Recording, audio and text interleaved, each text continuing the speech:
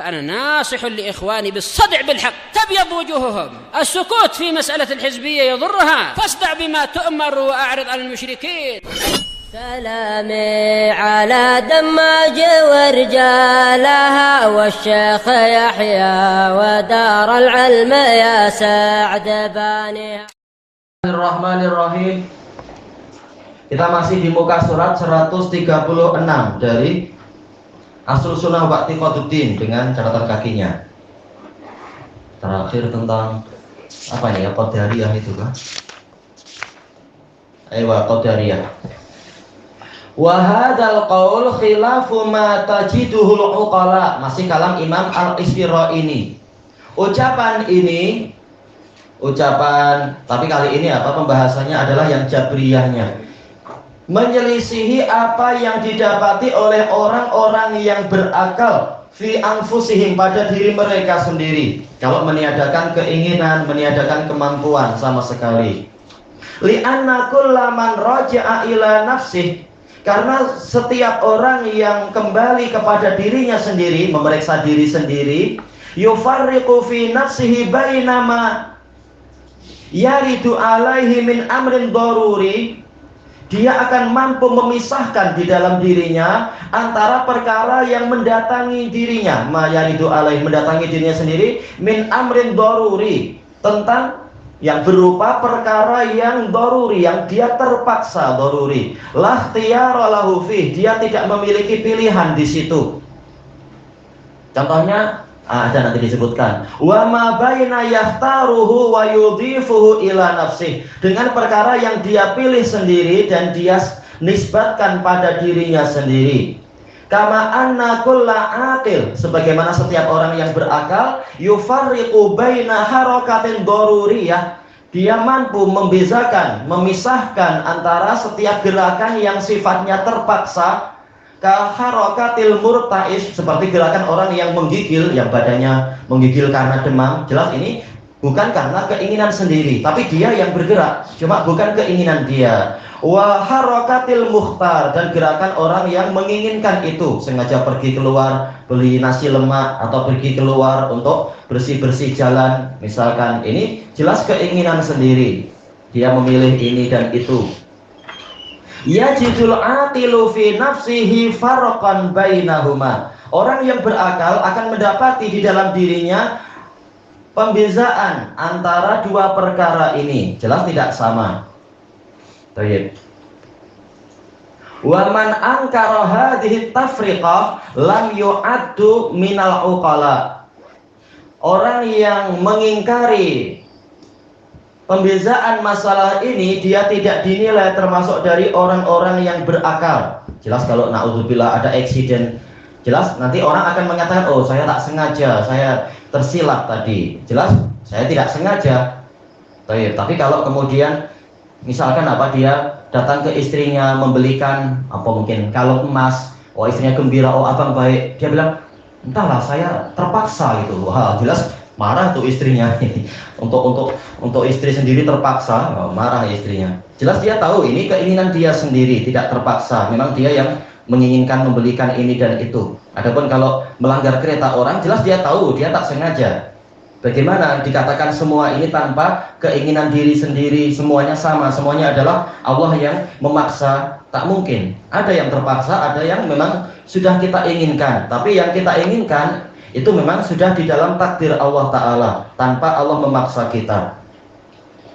Baik. Wa kullu ma warada fil Qur'ani min qawlihi ya'malun wa ya'qilun wa yaksibun wa yasna'un, semua dalil yang datang di dalam Al-Quran dari firman Allah Ta'ala, mereka lakukan, mereka fikirkan, mereka perbuat, mereka apalagi yang kurang, usahakan, hujjatun alaihim, ini adalah hujjah yang membantah mereka.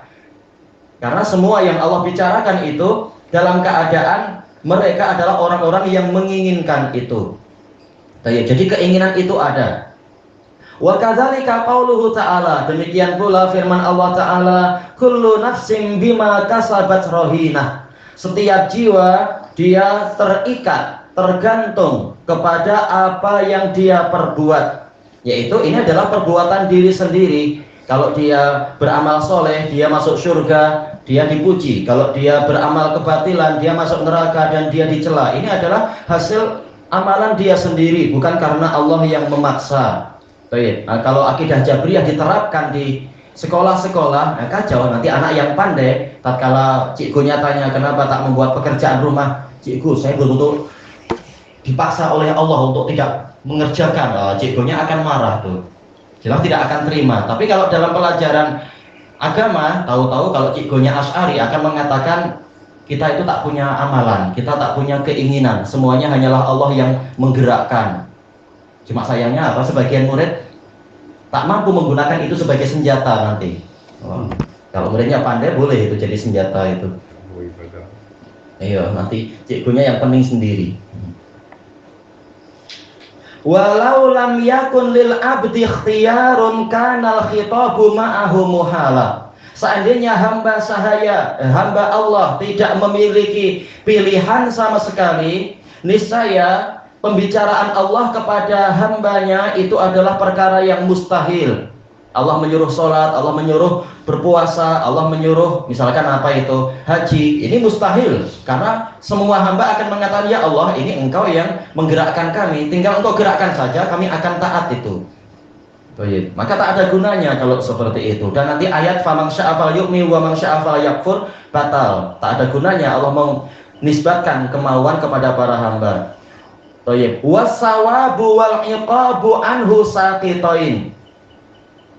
Dan niscaya pahala dan hukuman akan gugur dari hamba tadi karena dia sekedar digerakkan oleh Allah Ta'ala. Kal jamadat, seperti benda-benda mati itu. Faqad raddallahu ta'ala ala Jabriyah wal Qadariyah.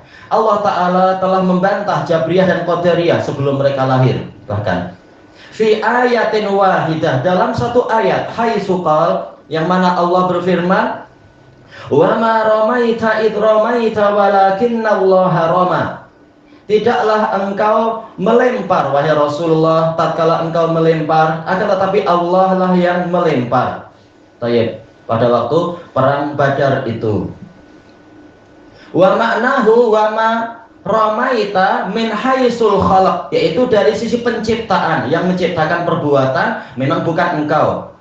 Tayyib. Tapi Allah Ta'ala, atau yang lebih jelasnya adalah yang dikatakan oleh Syekhul Islam dalam kitab beliau Ar-Raddu 'alal Bakri, yaitu tidak ada yang menyampaikan lemparan pembalingan yang engkau lakukan itu. Id ramaita, tatkala engkau melempar, ay min haitsul kasab, dari sisi perbuatan. Ini perbuatan Nabi memang. Jadi di sini Allah menetapkan Nabi memang berbuat, bukan perbuatan Allah.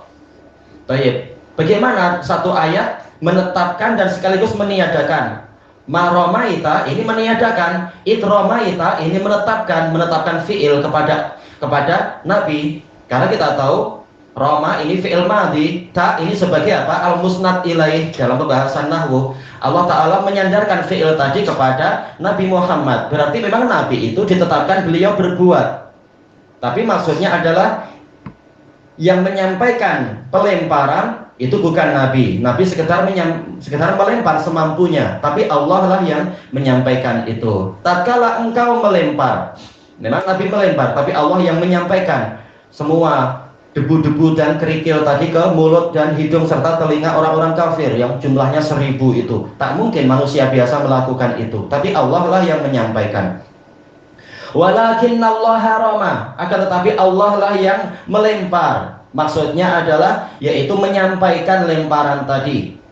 Karena kalau tidak demikian akan kontradiksi. Kita tahu lakin ini adalah harful idrob, yaitu sebagai bantahan terhadap lafaz sebelumnya, atau untuk menolak kesalahpahaman terhadap lafaz sebelumnya. Akan tetapi Allah yang melempar, padahal lafaz sebelumnya engkau melempar. Berarti bukanlah maknanya itu satu, tetapi in ramaita, tatkala engkau melempar, yaitu memang engkau melempar, yaitu engkau yang melakukan amalan pelemparan. Akan tetapi Allah lah yang melemparkan, tapi maksudnya adalah menyampaikan sampai kepada para mangsanya itu. Sehingga tidak terjadi kontradiksi di antara ayat ini. Berarti it ramaita ini bantahan kepada Jabriyah. Walakinnallaha rama, ini bantahan kepada Qadariyah. Baik, yang mengatakan Allah sama sekali tidak ada ikut campur dalam masalah ini. Min haisul khalaq, Allah lah yang menciptakan. Betul, menciptakan, tetapi bahkan menyampaikan kepada para lawan tersebut. Wal kasbu khalquhu khalqan li nafsihi kasba. Perbuatan itu adalah ciptaan Allah, yang mana Allah ciptakan perbuatan tadi untuk hamba tersebut sebagai amalan dia nantinya. Allah yang menulis dan menakdirkan itu, tapi yang melaksanakan dan menginginkan siapa? Ya pelakunya, yaitu hamba itu. Fahuwa makhluqun lillahi ta'ala min wajhain. Maka yang namanya perbuatan itu ciptaan Allah Ta'ala dari dua sisi. Sisi apa itu? Di sini dohirnya tidak disebutkan kecuali satu, ya, dari sisi al-khalaq. Tapi kalau Syekhul Islam menjelaskan, yaitu apa? Khalqan wa ijadan, dari sisi penciptaan dan pewujudan. Allah yang mewujudkan itu dan Allah yang menciptakan itu. Tapi kita sebagai apa? Kasban wa idhafah, yaitu sebagai pelakunya. Dan perbuatan tentunya memang disandarkan kepada fa'ilnya, ma'ruf di dalam ilmu nahwu, bukan disandarkan kepada Allah. Perbuatan kita sendiri. Baik, selesai dari kitab At-Tabsir fid Din karya Imam Al-Isfiraqi ini. Baik, masih banyak ya kitab-kitab akidah yang belum kita baca, tapi kita nukil semampunya. Kemudian kita kembali kepada matanya. Qala Abu Hatim wa Abu Zur'ah rahimahumallah, faman ankara minhum annallaha azza wa jalla ya'lamu ma lam yakun qabla ayyakun fahuwa kafir. Maka barang siapa dari mereka yang mengingkari bahwasanya Allah azza wa jalla mengetahui apa yang belum terjadi sebelum itu berlangsung, maka orang ini kafir. Baik. Mereka mengatakan Allah tahu setelah itu terjadi. Sebelum itu terjadi Allah tak tahu. Ya, akidah apa itu? Ghulatul Qadariyah, dan juga akidah orang-orang Syiah Rafidhah. Ya, yang Syiah Rafidhah dalam masalah ini mereka Qadariyah. Baik. Berarti apa? Mengingkari penulisan takdir, namanya Qadariyah. Kecuali yang Qadariyah yang tidak sampai ekstrim. Kita masuk catatan kakinya, qala al-mu'alliqu wafaqahullah, innallaha alimun bikulli syai' min kulli wajh. Sesungguhnya Allah mengetahui segala sesuatu dari segala sisinya. Baik, ilmunya meliputi segalanya. Ilman kamila, sebagai pengetahuan yang sempurna. Kama yaliqu bijalalihi wa idhamatih, sesuai dengan keagungan dan kebesarannya. Tidak seperti ilmunya makhluk yang dimulai dengan kejahilan, disela-selai dengan kelupaan, dan diakhiri dengan apa itu, mungkin kepikunan, nyanyok dan sebagainya. Allah ilmunya tanpa batas awal, tanpa batas akhir, dan tanpa diselai dengan kelupaan. Qala al-Imam Thahir al-Isfiraqi rahimahullah fi aqwali Jahm bin Safwan, masih menukilkan ucapan Jahm bin Safwan yang kita ambil sekarang. Wa min dhalalatih, termasuk dari kesesatan Jahm bin Safwan At-Tirmidzi, qauluhu inna ilmallahi ta'ala hadith. Ucapan dia bahwasanya pengetahuan Allah Ta'ala itu perkara yang baru, dulu tak tahu sekarang tahu. Wa innahu la ya'lamu ma yakunu hatta yakun. Dan sesungguhnya Allah tidak mengetahui apa yang terjadi sehingga perkara itu terjadi. Dan ini tak masuk akal, akidah macam apa itu. Nah, ya, padahal ini kata para ulama termasuk dari kontradiksinya orang-orang Jahmiyah dalam masalah takdir. Mereka mengatakan yang menggerakkan segalanya adalah Allah, tetapi Allah tak tahu apa yang akan Dia gerakkan sampai itu terjadi. Gimana itu kita membayangkan itu? Jadi seluruh gerakan Allah ini ikhtiyari ataukah ittirari? Allah itu terpaksa ataukah Allah memang sudah memilih dan merencanakan? Kalau Allah memilih dan merencanakan, berarti Allah sudah tahu sebelum itu Dia lakukan. Kalau dikatakan oh semua gerakan Allah ittirari, Allah terpaksa, ini berarti mengingkari bahwasanya Allah Rabbul Alamin. Karena Rabbul Alamin tak ada yang mampu memaksa Dia. Memang ini kontradiksinya mereka. Kontradiksi ahli kalam. Ahli kalam selalu mengalami kontradiksi, kata Syekhul Islam di dalam kitab beliau Darut Ta'arud. Paling banyak firqah yang mengalami kontradiksi adalah ahli kalam. Baik. Wa minal adillati ala kamali ilmillah. Tadi selesai kitab At-Tafsir. Termasuk dari dalil-dalil yang menunjukkan tentang sempurnanya pengetahuan Allah Ta'ala, ayat berikut ini. Wa idh qala rabbuka lil malaikati inni ja'ilun fil ardi khalifah. Dan ingatlah wahai Rasulullah, idh dzarfun lima madha minaz zaman mabni ala sukun fi mahallin nasb. Ya, namanya dzarf. Peristiwa di masa lampau tatkala Rabbmu berkata kepada para malaikat, sesungguhnya aku benar-benar akan menjadikan khalifah di bumi. Ja'il menggunakan isim fa'il menunjukkan kepastian. Walaupun belum terjadi, tapi ini sebagai kepastian. Qalu ataj'alu fiha may yufsidu fiha wa yasfikud dima. Para malaikat bertanya, apakah engkau ya Allah akan menjadikan di bumi orang yang merusak di bumi dan menumpahkan darah? Wa nahnu nusabbihu bihamdika wa nuqaddisu lak. Dalam keadaan kami senantiasa bertasbih dengan memuji dirimu dan juga menyucikan engkau, yaitu Allah tidak memerlukan para makhluk yang mengurusi bumi. Malaikat dengan tanpa ada dosa mereka senantiasa mengagungkan Allah Ta'ala. Baik. Jelas Allah tak perlu siapapun, bahkan Allah tak perlu malaikat, tapi amalan Allah itu dibangun di atas hikmah, bukan hajah.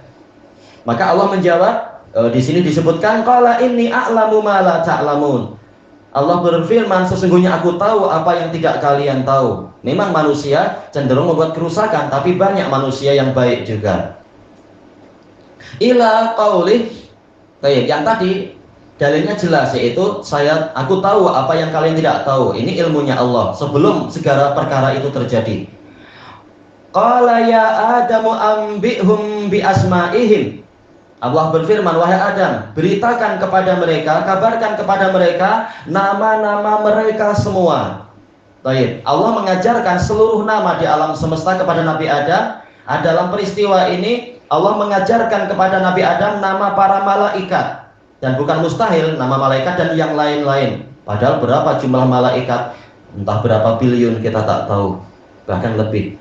Falamma amba'ahum bi asma'ihim. Tatkala Nabi Adam mengabarkan, tatkala Nabi Adam mengabarkan kepada mereka nama-nama mereka, qala alam aqul lakum inni a'lamu ghaibas samawati wal ard. Bukankah aku telah mengatakan kepada kalian bahwasanya aku mengetahui perkara-perkara yang tersembunyi di langit dan di bumi.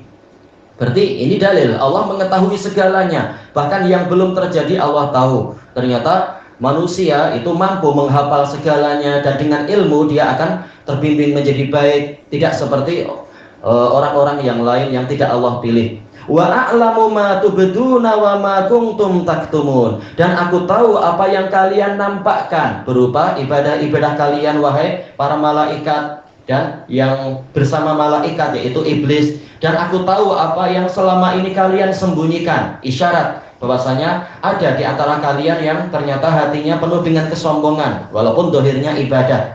Dengan penciptaan Adam ini menjadi ujian, sehingga nampak ternyata ada di antara kalian orang yang dia hatinya busuk, tidak seperti kalian wahai malaikat. Dengan hikmah diciptakannya Adam tadi. Intinya adalah Allah Ta'ala ilmunya itu sempurna. Fallahu ta'ala alima kulla syai'. Maka berdasarkan ayat-ayat tadi kita tahu bahwasanya ilmu Allah, bahwasanya Allah Ta'ala mengetahui segala sesuatu, hatta ma fi nafsi iblis, sehingga apa yang ada di dalam jiwa iblis Allah tahu.